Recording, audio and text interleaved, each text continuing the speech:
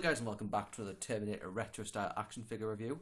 Next up for today we're going to have a look at one of the figures from the Terminator 2 collection, and that is this guy here, the young leader of the resistance himself, John Connor. Before we look at him, we'll take a look at the packaging that he comes in.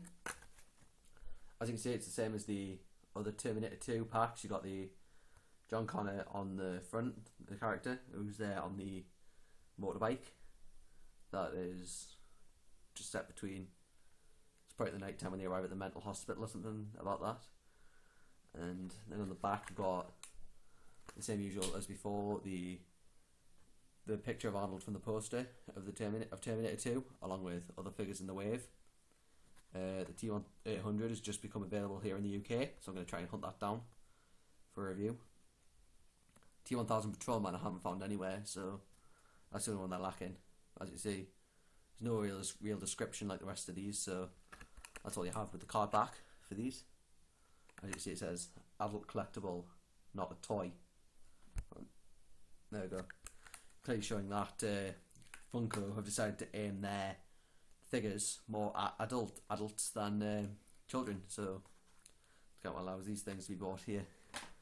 So we'll look into the figure. I'll just put the packaging down. So you have the same retro style that most of the figures have, similar to the Saga Legends line of Star Wars figures that I've got. So you have that same articulation of a swivel neck, swivel shoulders and swivel hips, same 5 points. And accessories with John Connor include the mini laptop that he uses to steal money out of the credit card earlier on in the film when he's with Tim to go to the arcade, and later on in the Cyberdyne building to access the code into one of the areas. And as well as that, you get the T800's arm from the first movie, which he gets out of the Cyberdyne building, and he then later throws into the molten steel immediately after the destruction of the T1000. And looking at this figure, I believe they've gone quite pretty well, like putting some at least essential details, like the watch he wears, like that could have easily been left out, but I like how they chose to put things like that in, and to try and keep the same pattern to his shirt. The unfortunate thing I find is that the t-shirt doesn't have the t-shirt of the band that he actually had on in the movie. Gotta look that up and remember what it was. And then on the back you just have the same usualness, and you also seem to have the serial number and date stuff all seems to be sort of moulded into the legs. You see 2015 in there, and just serial number information on there. I don't know, it's on the bottom really, serial number, but everything else is on the side.